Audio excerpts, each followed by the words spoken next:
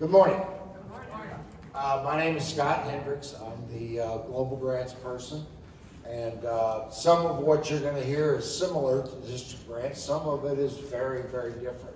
So I'll try to highlight the differences. And please don't think you need to understand everything I'm going to present. It's a lot of information. Nobody knows it all. What you need to know is the basics and the timing and what are important things you need to do to be successful. The rest of the information is all on the website, and we're here to help you if you have questions as you do this. Okay, global grants. Global grants have been called global grants for about 4 or 5 years now. They used to be called matching grants. And that's just to confuse you, because Rotary changes acronyms every few years to make sure you're paying attention. But what used to be matching grants for many, many years, I don't know how long, at least 10 or 15 years, is now a global grant. There are a lot of steps in the process. I'm going to go through each one of them and give you a little detail on each one. The first step is selecting your grant, and I think this is the most important one. This is where people make the most mistakes, in my opinion. What you want to do has to be something that you have passion for, that people in your club have experience in, or they have experience in the country in which you want to work, et cetera, et cetera. You can't just say, that sounds good, let's go do that. That's not going to work.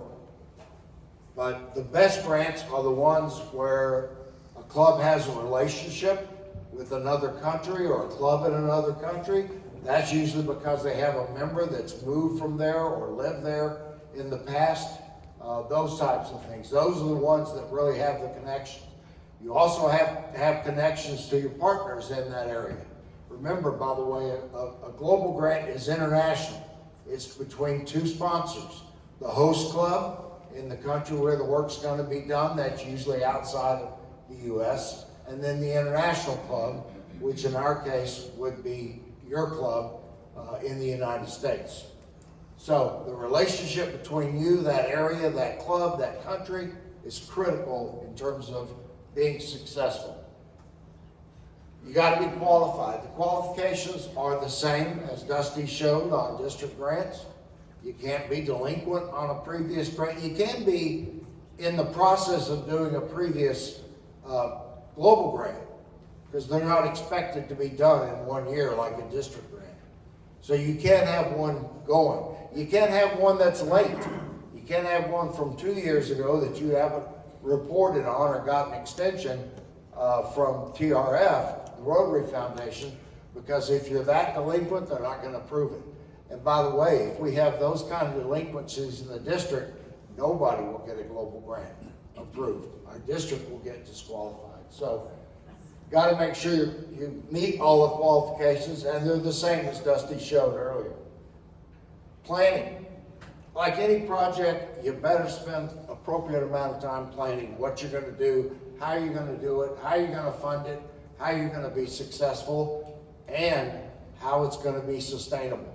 I'll talk more about that as we go along, but that's critical. First, the next step is to propose it to the district. Now, you don't have to have our approval to do a district. Ultimately you do, but you don't have to do it initially unless you're asking for district designated funds. Dusty talked about DDF. Half goes to district grants, the other half that comes back to us goes to global grants. And you're competing for that money. You're competing that money against other requests for global grants. You're competing for polio, because sometimes that money is designated for polio, and other things. So you need to have a strong case for why the district should allocate the district's DDF for global grants to your project. So you better have a plan that's credible, that is geared for success, and that's what we look for as the grants team. You know, when someone makes a proposal, have they really thought it through? Do they really have a good chance of success? Question. Yes. So if you were doing a global grant and you're using DDF in the process of that, Does that mean that the global grant situation has to be done in a year? No, You just said no. no, Because I know the global grant side of it doesn't. We can take an extended period of time. yes. But the DDF is supposed to be one done by a year, is that right? No, not for global grants. It carries over. If you've been approved by the district committee for your money, that's yours. And you don't have to have that grant completed within a year. We've had some, especially during COVID, which was a real mess as far as getting things done. Every grant dragged out, and for good reason. The people they were working with weren't available, they couldn't communicate with them, they certainly couldn't get projects done like normal. So we've had some go as long as 3 years, with the DDF approved 3 years before. So no, it can stretch out, but you gotta say why. The TRF will make you file an extension if you're late, and the district will certainly wanna know why it's taking so long and why you haven't used why you haven't completed your project. Okay? It's a good question. Next, you get by us, again, you only have to get approved by us initially if you're asking for DDF. If you got millions of dollars and you wanna go do a project, you don't need you ultimately need our approval, you need Roger's approval, but you can get your application going to the Rotary Foundation without getting our approval. We don't think that's smart to do, but you literally could do that on your own. Going to TRF. TRF, I've been doing grants for about 18 years now. I swear they get tougher and tougher every year. What used to take, X amount of work to get a grant application approved is now multiple X. It's really gotten tougher. And rightfully so. I mean, I understand why. They want to be good stewards of our money. They want to make sure projects have a good chance of success. They want to make sure they're sustainable. But boy, if you don't outline all that in your application, you're not going to get approved. And the application starts with a community assessment. That means in the place where you're going to do the project, talking to people, documenting what you're going to do, why it's going to be successful, why there's a real need, why you have partners that'll help you get it done, why the club there is committed, those types of things. So really, your application is critical, and I can't even think of an example where an application was approved, at least in the last few years, on the first go. I'll talk more about that as we go along. And then obviously implementation is critical, but if you've done these other things well, particularly your plan, implementation can actually be relatively straightforward. And there is a final report that's required. Just like a district grant, it's actually not a very detailed report, but you got to document what you did, why it was successful, and you got to show the financials. Okay, let's talk about each one a little bit more. How do you select a project? I talked about examples of relationships with a country or a club or an area. Those things happen sometimes at international meetings. You've done a project in an area before. Usually you have some relationship with the area in which you're going to work. And those things can come from conventions, from project fairs, global scholars.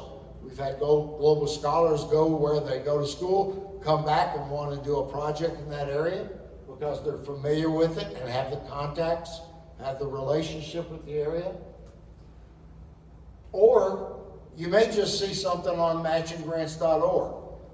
Dusty talked about it, a really tremendous tool. It's not a Rotary sponsored website. It's done by a bunch of Rotarians who were doing projects and decided they need a more organized way to track it. And that's when they created this website. And our district has elected to use it as we administer grants, both district and global, because it's so useful. It's all in one place. If you want to see, I don't know if it's every single matching grant or global grant in Rotary, but it's most of them. They're all on this one site.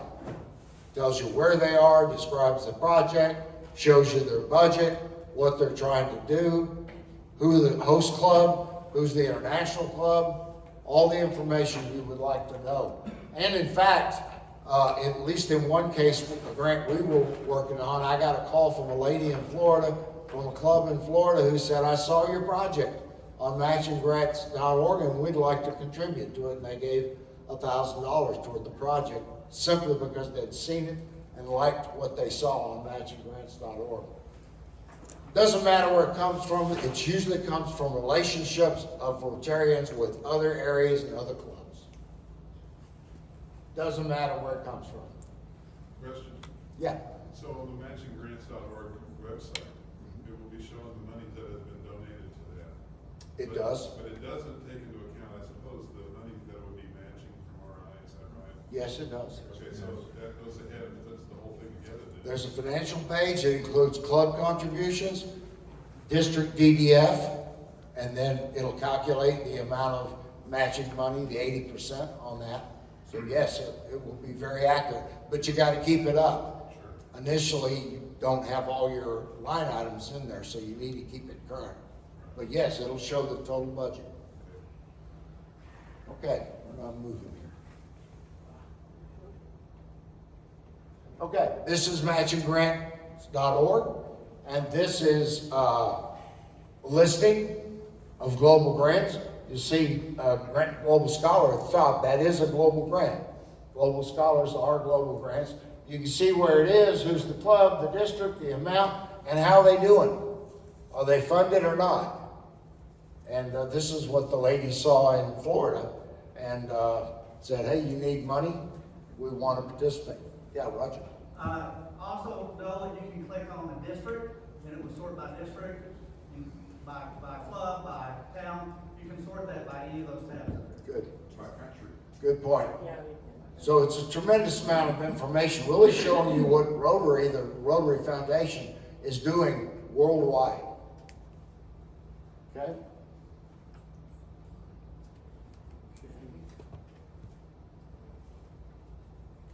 Trying to move. Okay, qualifications. Dusty talked about this. And they're the same requirements. You need an MOU from your club president and president-elect. And this is something you would put on the website. He showed you the page where you can download documents. You want that on there. You have to attend this Global Grant Seminar. Your club president and one other person from your club has to attend or has to view it online. So it's not hard to meet. We made the change to include presidents because these projects are so tough, they require so much commitment and work. We think that the club president has to be engaged and knowledgeable about them to be successful. So you're halfway there as of today. And Dusty talked about annual program fund, share, your club, depending on how much your club is given, you need to be a good contributor to the club. There's no minimum amount there, but you have to participate. Be current, we talked about, don't want to be late on anything. Have a current 990, and when we say current, it can be 1 year ago if you're still working on the previous year. And involvement, and then the goals, as you've heard before, and the requirement's still the same. Okay? Okay, Rotary5790.org. We've talked about this. If you go to the site, you go to Foundation, you go to Global Grants. This is what you'll find. Some of these are current, some of them are not. We are in the process, as Dusty said, of updating this, and in fact, this video will be on there soon. That's part of that process, but certainly in the next month or so, by the end of the Rotary year, it'll all be done. All the information that you need is here, including the roadmap. This first, number one there is Global Grant Highlights. That's kind of a summary of what we're covering today and the process, and I've got copies of it here if you'd like to have one after the meeting. But it's very clear on dates and requirements. We talked about management training. There's a guide to global grants. That's a TRF document, a Rotary document, and all the documents associated with this. The other thing is there's a how to apply. It tells you what to do step by step, very helpful. The grant process video will be current soon, and other things. I need to update dates, but these documents are still the same ones that'll be there going forward. So this is invaluable. You need to know this page and the information that's on this page if you're going to do a global grant. Okay, the MOU. I think Dusty talked about this, but your club has to be committed to meeting these requirements. Qualifications, who's doing what, money, how you're going to handle money, bank account, and who's financially responsible, reporting, documentation, etc. You have to commit to these things before you can apply for a global grant. Qualification continued. Project must be international partnership. 99% of humanitarian grants, which are the section we're talking about in terms of global grants, are done outside of the United States by Americans or people in the United States. That's not always the case. There are grants that are called reverse global grants, and that's when you actually do the grant in the United States. I've only seen 2 of them in many years. I'm sure there's more. But Grapevine did one for water in New Mexico for some indigenous people there. And that was years ago. And then our district did one 2 or 3 years ago for COVID. And we were the recipient here in North Texas. Our international partner was in Australia. So that's a reverse grant as well. That's unusual, but we did do it because of the special case of COVID. We raised $160,000 plus, largest global grant this district's ever done, and we made a lot of difference for a lot of people in North Texas at a time when it was needed. Yes, sir. Yes, sir. Do other countries ever direct global grants this way? Yes, but not very often. That's okay. Yeah. The needs are generally I mean, somebody knows. so much greater in other countries around the world. But yes, they do and you can, but it's not very common. Okay, thank you. Yes, ma'am. In terms of the amount of money that should have been contributed by the club to be able to qualify for the global grant, it's not quite, it won't be as much, right, as, I mean, are you saying that we need to say if we have to invest $30,000 or more in a community for the global grant, that the club should have contributed $15,000 already to the TRF? Well, no, What is there's, the yeah. percentage? You can get to $30,000 any way you like. You can do it with all DDF. That's not likely, but you could. Or you can do it with all contributions. Usually it's a combination of both. I'll talk more about that in a minute. But yes, you can get there any way you can. You definitely, in my opinion, you want to use your DDF because it's your money, it's your club's money, or at least our district's money. So you want to take advantage of that, and it's matched. So I'll show you a little table on that in a minute. But a global grant, let me go back to sustainable. I can't talk enough about sustainability. The Rotary Foundation has decided to stress sustainability on steroids. 15 years ago, this wasn't a big issue. It was there, but it wasn't a huge deal. Today, it is bigger than huge.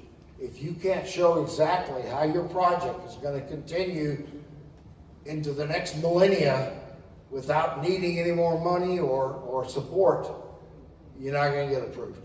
It's really hard. Now, I used to complain about this a lot when I was doing grants, and I still complain, but there's good reason behind it.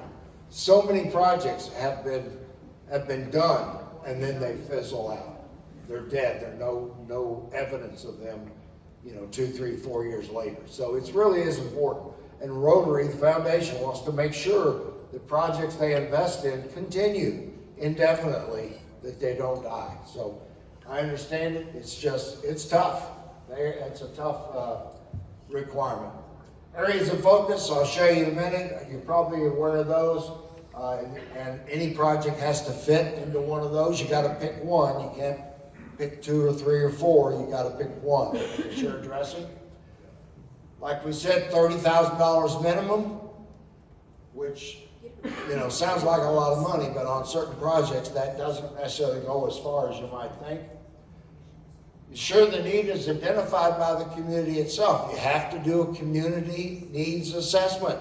That's the first thing you do as part of your planning, as part of your selection, as far as your budget, etc. It's got to be based on a needs assessment.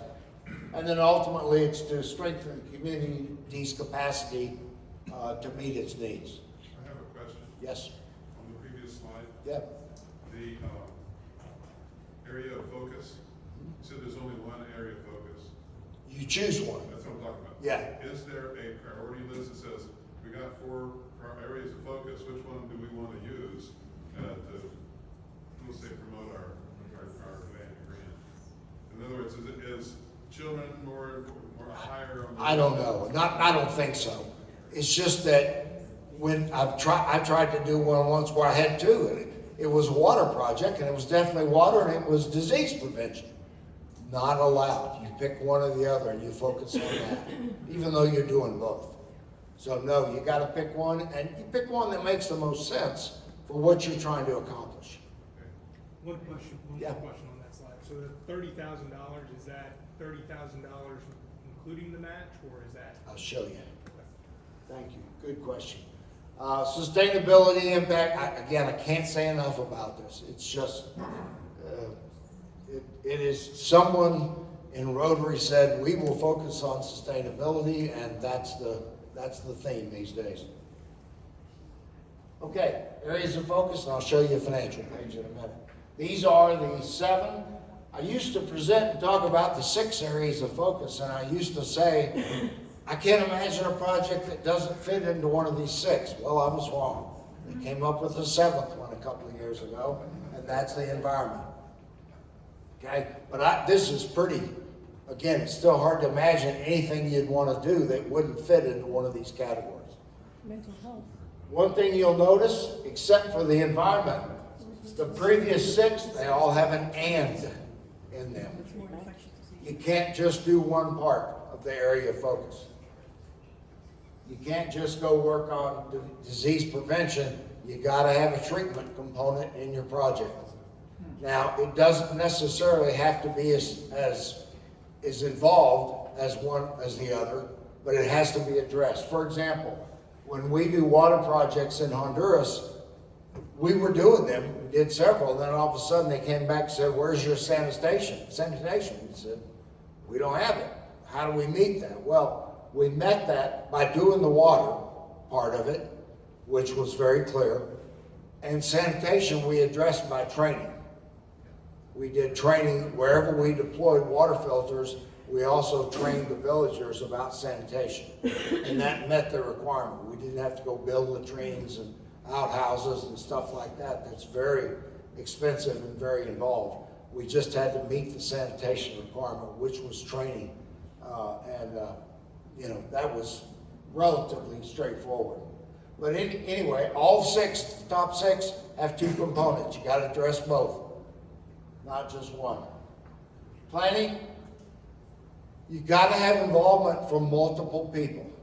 The best projects are the ones where a club is engaged and multiple members are engaged. Multiple members are part of the plan, part of the project. So that's important to have as many people as possible in your club. You need really dedicated people because somebody's got to keep this going.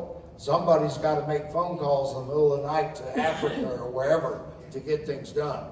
But the best projects have multiple people involved. Community assessment I talked about, sustainability and area focus.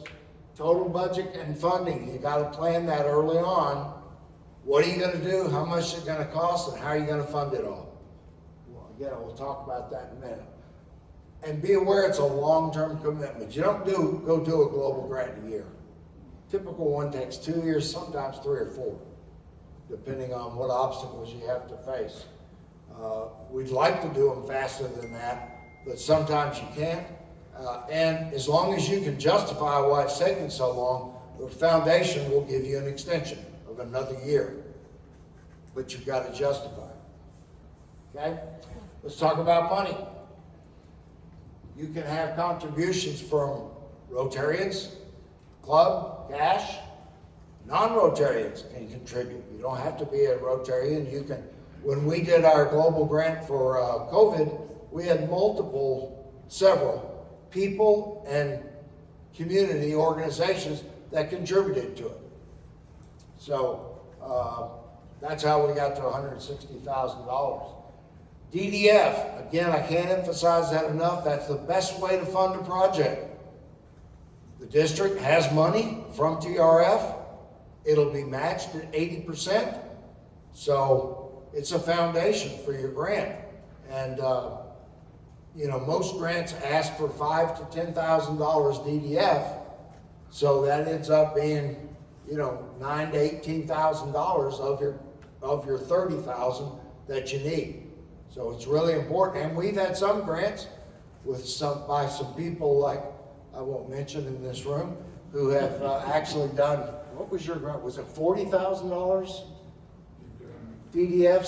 Some number like that. It was a big project in Guatemala, but you know, and a lot of support from a lot of clubs. But it had a huge DDF number. So again, that's really to me, the most important part of funding. Okay, you ask about how do you get to 30,000? You can get there anyway. You could do, you know, clubs $10,000, district DDF of match with 20, that'll get you to 30. You can do any combination. You can do all club money if you got $30,000. You could do all DDF, you know, if you did what, $17,000, $18,000. However, if you didn't have any club money in there, the district's probably not going to approve you because we expect you to have skin in the game. In general, we ask that the club or clubs in our district donate enough money that's equal to the amount of DDF you're looking for. That's a guideline. It's not a rule, but if you're not willing, you and other clubs aren't willing to step up with that much money, then we're not necessarily going to be willing to give you that much DDF. Question? Yeah. The nature of the DDF funds is based a lot on the giving 3 years ago. Exactly. 100%. And so to come across a situation where the DDF 3 years ago numbers weren't very good, and now you're moving into a situation where you want to move forward, even giving the money this year isn't going to matter to that. No. Because it won't be 3 years ago. So is there a way around that, or is that just, you got to put off your deal for another couple of years? Not on DDF. The way around it is to get other non-DDF funding Okay. from individuals, clubs, etc. Gotcha. But you can't get, the DDF number is what it is. So it'll be whatever it is as part of the overall grant system in the RTF. Yeah, as Dusty showed on the chart he showed, you give this much money, half of it comes back as DDF. Half of that goes to district and half of that goes to global. And that's all we have. And that's about, what, $80,000 this year, which, you know, is a good chunk of money from the district. But there's lots of people vying for it. So, you know, you have to make your case and request your amount. And it isn't based on what your club gave. It's based on your project. A district grant is based on what your club gave. A global is not. Now, if your club was a $1 per member giver and you ask for 100,000 DDF, you're going to have a problem. So we do take that into account, but it's not as mathematical as what Dusty described. Okay? All right? Financial management, just typical financial good management practices for a project. Dedicated bank funds, can't emphasize this enough. First grant I did, we just used our club account. And we got the money from TRF, went in there, we spent it out of there. We got to do the final report. I just did a copy of the bank statement. And they called me back and said, who are all these expenditures to all these other people? Oh, that's what our club had done for the previous year. So you want a dedicated account. It's easy to get it understood and approved if it's dedicated, because the only entries for debits and credits would be your project. So it's just common sense, but I had to learn the hard way. How are you going to distribute funds? Let's see, where are you going to keep the money? Who's going to keep the money? Who has authorization to release money? On our projects, we've tended to do it through our people, but most projects do it in the country where they're doing the work. Okay? Our project didn't have a club local, so we weren't comfortable doing it locally at a bank that couldn't be monitored and led by a Rotarian. So we did it ourselves. Most of them do it in the country where the work's being done. Just reasonable ways to track the funds, a detailed ledger, entries, that's really your bank account. And then if there's local laws, follow them. Okay? Proposal to the district. This is your next step. And first thing you got to do is put it on matchinggrants.org. We have a quarterly district grants meeting, and you don't have your project up there, we're not going to talk about it. We're not going to listen to it. Because that's the first thing we require, because that requires you to organize your project, define it, define your budget, your expenditures, et cetera, and those things are required to have a successful global grant. And like I said, it includes lots of information, including the DDF request.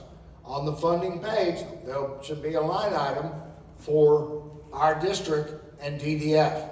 And any other district, by the way. We've had other districts provide their DDF to projects in our district. Okay? And we've done the same thing. We've given some of our DDF to other projects. Now, we don't do that until after January 1st, because we want to give priority to all our projects before we start giving it out. But if we have any left over, then we would at least consider giving it to another project. Okay? The first deadline, just like Dusty's, is September 1st. We've talked about DDF credit, where the money comes from. Then we meet again November, and then after the first of the year. Like this year, we're out of money. We've allocated all of our DDF. Half went to district grants, and then the other half went to global grants and other activities. Sometimes at the discretion of the district governor, but the committee will look at all the requests, and then we have to make decisions about the money. And then generally what's left over, if there is, the district governor will decide how to spend that. Okay? And it's not a guideline, but preference for DDF are clubs that contribute regularly or in good standing. Dadgum Grapevine, they give so much money, they come in and ask for it, it's hard to turn them down for anything because they give so much money to the foundation. Okay, matchinggrants.org. Dusty showed this. Again, it's populated as required, but it requires you to do things. Notice they still have only 6 areas of focus. They need to fix that. Maybe they have, because this could be an old page. But anyway, you just populate that with reasonable questions. They're not hard if you've got your project well defined and well understood. Okay? Okay, there are other resources, like I said, matchinggrants.org, and then the Rotary.org site. There are a variety of information there to use. A couple of them that are really important are the Global Grant Calculator. I don't think I have an example of it, but you populate it with your donations. It'll automatically do 80% to TRF, and it will calculate how much money you have. There's another option for global grants, and that is you can add funding. You can add 5% to your amount by line item, and that money will be available for Paul Harris Fellows. If you don't do that, your money won't go toward Paul Harris Fellows. And again, you don't have to do it for the whole grant. If one club gives $1,000 and they want Paul Harris credit, they give $1,050. And that's designated on the calculator. Okay, this is a really helpful tool when you get into the calculations on money. And then there's a template there you can start on and try to define your application there online. Oh, that do have a calculator. That's a calculator, and it'll show you by line item, club, DDF, 5%, etc. It will calculate, and you know exactly how much money your grant is. This is very helpful when you turn in your application, because TRF looks at this and will see that it all makes sense. Scott, I have a question. Yeah. At what point, so we started out, we were on matchinggrants.org putting this in. Right. But then at some point you've got to flip over and put it in on, which comes first? I mean, Matching grants comes first. Matching Because if you're going to the district committee, you have to do that first. You don't have to do your application to TRF to get by the committee. Okay. We'd like to see it started because that's when you get a global grant number. But it doesn't have to be completed. Matching grants does. So you start there, district committee approval, application to TRF. Okay? And then this is practice, but this is typical, the kind of questions. And boy, you can't put enough information in there, and you usually can't satisfy them first time. Okay? We're talking about the application. Go online. This is done at Rotary.org. Put in your grant, fill out the application, and then submit it. And it will automatically route it to the people whose signatures you need. For example, if your application funding includes DDF from our district, it's going to put Roger on the authorization list on your application. Okay? It's also going to put, I think the district governor has to as well. And so they're on there. That's straightforward because we try to keep them updated on whether these grants make sense and whether we've allocated DDF and those types of things. Problem is, if you hit a glitch and you got to go back and change anything, you got to start all over again. So I've seen grants that had all but one signature or authorization on it, and they had to reset. And then you got to go back through it again. But it's automatic. It'll send emails to each of the people on the authorization list telling them there's a grant waiting for them to be authorized. So it's actually a pretty good system and much better than it used to be. But you can have a lot of, depending on how many districts are putting DDF into your project, how many districts are involved, you can get a lot of authorizations on there. Yeah. And Scott mentioned a while ago, make sure the email address in that is one you're checking, and you have the same email address all the way through. Every year we have people, well, I haven't checked that email address in 5 years. I don't even know if I can get into it. Well, that's the one you put into the grant 3 months ago. Okay, but the authorization, you've got a host, foundation chair, a host district governor, you got an international foundation chair, international governor or district governor. Any other district that's putting in TRF, same thing for their district. So you can end up with a lot of authorizations. 8 or 10 on average. Yeah. Not unusual. Implementation. Hey, Scott? Yeah. That last point is very important. Okay. The staff person. You really do. Oh, thank you. That's really, really important. Again, I learned this the hard way years ago. I had a grant we were doing and I submitted it. Well, it got kicked back. Told me what was wrong. I tried that. I submitted it. Got kicked back again. After about the third time, I said, you know, maybe I ought to ask this person what I should do instead of just keep guessing what they're looking for. And I did. And she told me. And I did it. And it got approved. So you want to be smart, smarter than I was. Grant staff people are, well, I say that they're great. They're really knowledgeable about the area. They normally will speak the language in the area you're working in. But gosh, they're tough. They will be really, really tough on you. But they know what they're doing, and they can be very, very helpful. And the advantage for them is they've seen hundreds of grants. They know what mistakes are. They know what works. They know what doesn't.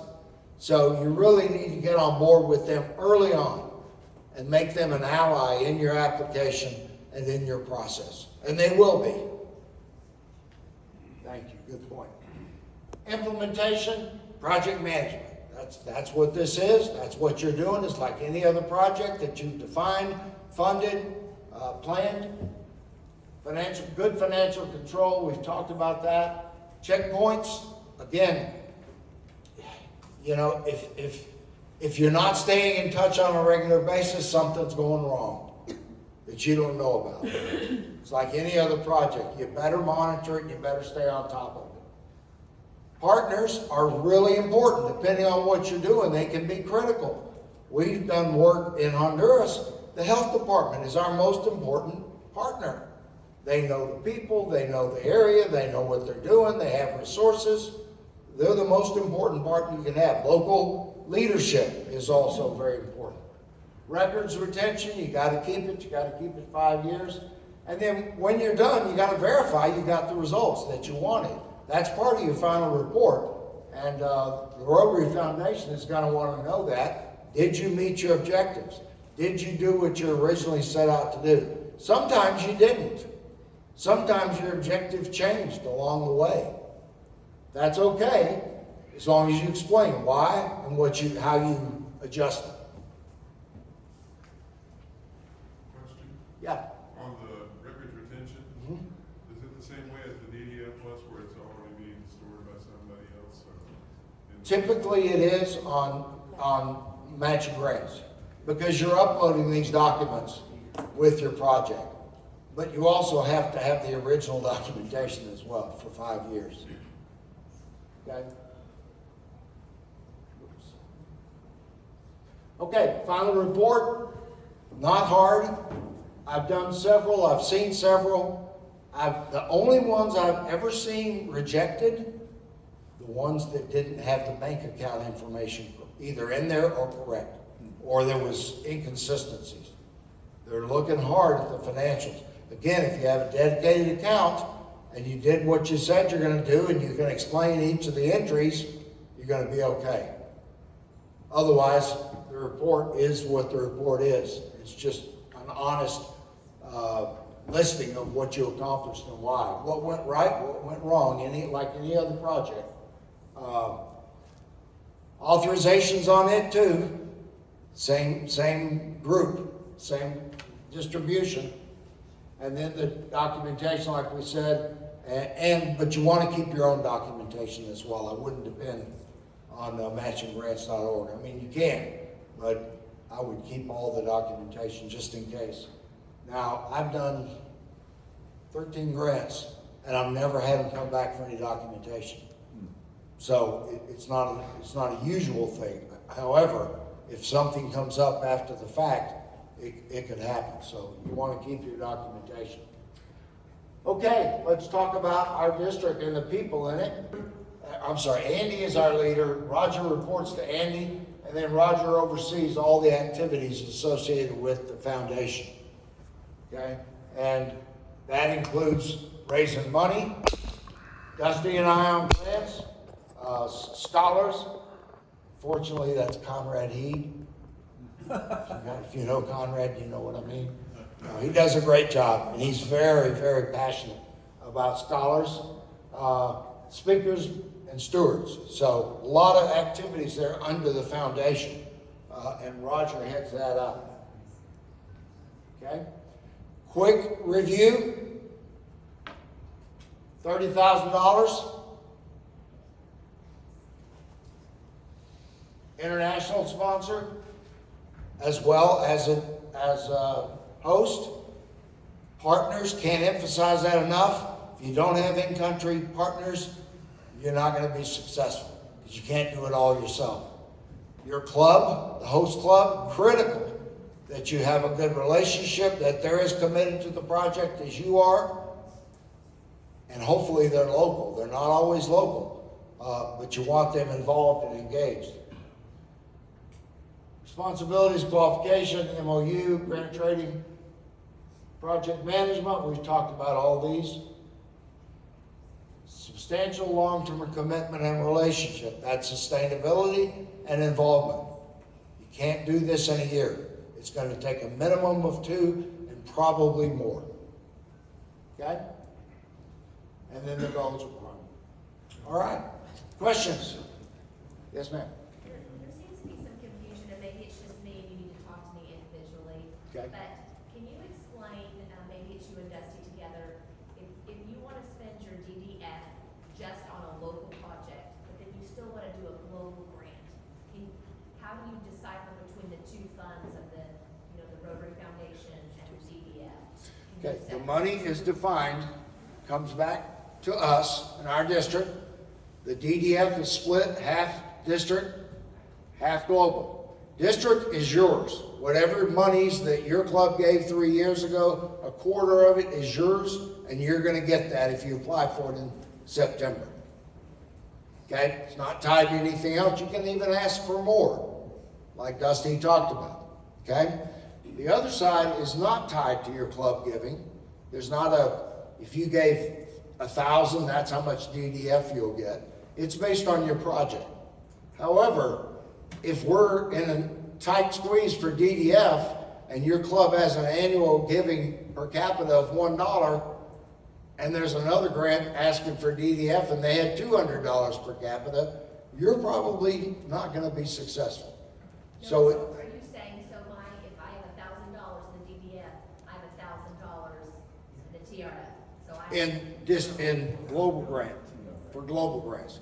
You do, but we don't base our decision on the amount you put in there. We do take into account your giving per capita, but no, nobody has enough in there to cover their DDF usually. So they're asking for DDF from other clubs or the district when they're asking for global grants, because the numbers are much larger than a district grant. Okay, does that make sense? Okay. What else? I always love speaking, being the last speaker at Pets, because everybody's either asleep or ready to run out the door. So I understand. Yes, ma'am. Last one. So if we're a small club, and so if we want to team up with another club on a global grant, do we both have to put the global application in, or we team up? No, there's only one. There's only one sponsor. There's one international sponsor and there's one host sponsor. However, that is the way to get your funds up to what you need. We had one of our early Honduras grants. We had 42 clubs that contributed, and some of them were, $100 to $500. Most of them were, but we had a lot of clubs engaged. So there's a speakers bureau. I would encourage you to get out and start getting allies and funders throughout the district. Yes, ma'am. Is the district looking at doing any type of global grant this next year? Oh, yeah. We do global grants every year. It's just a matter of how many and how big. No, but I meant like a district-wide project. Oh. Like you talked about that water. Oh, I see. project No, that was- years ago. That wasn't a district-wide project. It was our project. However, our district governor at the time had been there with us. He was committed, and in his talk to every club, Right. he pushed our project. That's the main reason we had so many. It's got But it wasn't a district project. Okay. It was, other clubs can give their DEF, global DEF to other clubs, right?